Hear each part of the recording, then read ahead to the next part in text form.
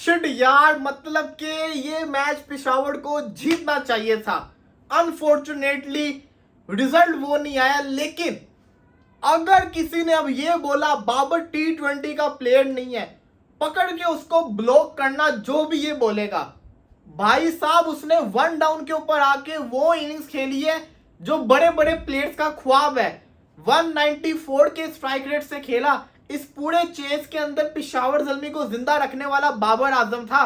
साइम अयूब 150 का strike rate, Haris का कितना स्ट्राइक रेट था, टीकेसी इसके ऊपर इन्होंने वाइल्ड कार्ड मारा था। पता नहीं क्या इनको सूझी थी कि टीकेसी को ले लिया, इसकी जगह किसी अच्छे प्लेयर को लिया होता तो आज रिजल्ट कुछ और होते।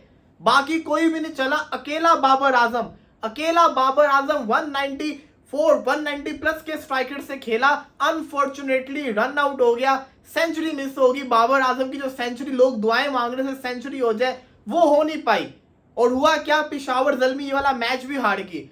कराची किंग्स क्वालिफाई कर गया, क्वालिफाई नहीं किया, कराची के साथ साथ इस्लामाबाद यूनाइटेड भी क्वालिफाई हो गया है। अब सिर्फ और सिर्फ एक पोजीशन की जंग है, वो है लाहौर वर्सेस पेशावर की। अगर पेशावर ज़ल्मी ये मैच जीतती तो तब दो टीमों जिसको कहते हैं ना खतरे में होती, सिर्फ 2 क्वालिफाई होती, बल्कि क्वालिफाई किसी ने होना ही नहीं था, हर कोई रेस में होता। लेकिन अब हुआ क्या, कराची जीत गई। कराची वर्सेस इस्लामाबाद जो मैच था उसकी वैल्यू खत्म होगी, वो सिर्फ और सिर्फ टॉप 2 की पोजीशन के लिए खेला जाएगा। लेकिन जो कल मैच है लाहौर वर्सेस पेशावर का, अब वो एक सेमीफाइनल बन चुका हुआ है, क्वार्टर फाइनल बन चुका है, जो आप बेहतर समझे वो मैच बन चुका हुआ है। विनर विल क्वालिफाई, लूजर बाहर हो जाएगा। सिंपल सी कहानी है, सिंपल सिनेरियो बन चुका हुआ है। लेकिन अगर हम आज के मैच के ऊपर आए, 237, मेरी बात एक याद रखिएगा, 18 ओवर्स के अंदर कराची किंग्स का स्कोर था 174। कराची किंग्स 174 18 ओवर्स में थी।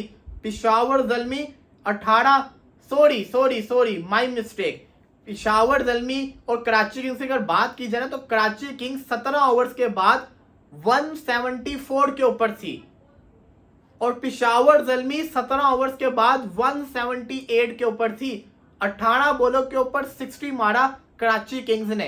एंड के ऊपर अली रजा को जो 28 रन पड़ा, उसके बाद फाइनल ओवर के अंदर जिस तरह से मार पड़ी, ये था डिफरेंस। पेशावर ज़ल्मी मैच कर रहा था, लेकिन लास्ट 3 ओवर्स के अंदर जिस तरीके से कराची ने बल्लेबाजी की थी, पेशावर के पास वो हिटर्स ही नहीं थे, पेशावर के पास वो शानदार किस्म के प्लेयर्स ही नहीं थे जो होने चाहिए थे। यहाँ पे अब्दुल समद की जरूरत थी, वो था ही नहीं हमारे पास। और सबसे बड़ी चीज कि एक फॉरेन बॉलर को खिलाया आपने, जबकि आप एक और खिला सकते थे, डैनियल सैम को। ल्यूक वुड ने 4 ओवर किए, 17-18 उसको स्कोर पड़ा, बाकी सबको कितनी मार पड़ी। ये होता है फॉरेन बॉलर, इन्होंने वर्किंग ही नहीं की हुई थी। चौथा फॉरेन बॉलर, क्या पता डैनियल सैम जिसको कहते हैं ट्रैवलिंग कर आ रहा था, इस वजह से उसको नहीं खिलाया हुआ, ये भी हो सकता है। लेकिन भाई साहब कल उसको लाजमी खिलाना। इतनी गंदी बॉलिंग है पेशावर ज़ल्मी की, मैं आपको क्या ही बताऊं। अब सिनेरियो सारे के सारे खत्म हो गए। कल का मैच जीतना लाजमी है, कल हार गए टूर्नामेंट से बाहर, जीत के तो क्वालिफाई। बट बाबर आजम के पॉइंट ऑफ व्यू से गुड न्यूज है। अव्वल तो बाबर दुखी गया है, वो चाहता था मैं फिनिश करूं, सेंचुरी भी होता, लेकिन अनफॉर्चुनेटली वो आउट हो गया 94 के ऊपर, जो कि नहीं होना चाहिए था। बाबर आजम को सेंचुरी तो कर लेता एटलीस्ट। बट आपको एक चीज देखनी पड़नी है, बाबर आजम की जो फॉर्म है ना, वो दोबारा से वापस आ गई है। बाबर आजम की फॉर्म दोबारा से वापस आ गई है, स्लोली। और आज अगर किसी ने भी बाबर आजम की इनिंग्स में कीड़े निकाले ना, वो दुश्मन होगा पेशावर ज़ल्मी का। क्यों यार, आप देखो तो सही, बाकी क्या कर रहे हैं। यहाँ पे जरूरत थी हारिस की, बाबर ओपनर नहीं था, मेरी बात याद रखना, वो ओपनर नहीं था, वो 1 डाउन के ऊपर आया, वो 1 डाउन के ऊपर आके परफॉर्मेंस करके गया है। बाकियों को भी तो कुछ करना है ना, बाकी क्या कर रहे हैं, फॉरेन प्लेयर्स क्या कर रहे हैं इनके, ये भी तो आप देखिए। ये चीजें भी मैटर करती होती है। बड़ा अफसोस के साथ कहना पड़ रहा है, पेशावर ज़ल्मी जो है ना, कभी कभी खच्चे मारती है। अब आखिरी मैच जीत जाना, बराए मेहरबानी कल लाहौर से मैच जीत जाना अगर क्वालिफाई करना है। मेरी तो दोनों टीमें हैं, मेरा तो बुरा हाल हो गया, मैं तो फंस गया हूँ कि मैं करूँ तो करूँ क्या। लाहौर मेरा शहर है, पेशावर मेरी जो कहते हैं टीम फेवरेट है। अब मैं किसको सपोर्ट करूँ, दोनों में से कोई भी बाहर हो सकती है। कल फैसला आ गया है, तो मैं तो जिसको कहता हूँ ना, ये मैच बड़ा चुप होके देखने वालों, मैं तो कुछ बोलूंगा भी नहीं। But outstanding innings by Babar Azam, शानदार परफॉर्मेंस करके दिखाई है। कराची किंग्स की अगर तारीफ नहीं की तो गलत ज्यादती हो जाएगी।